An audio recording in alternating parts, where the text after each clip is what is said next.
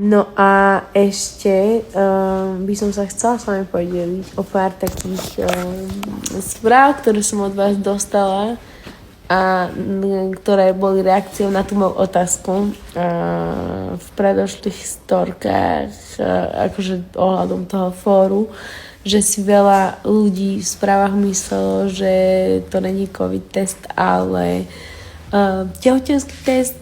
A ja som sa vás pýtala, že proste prečo by ste sa tak strašne tešili.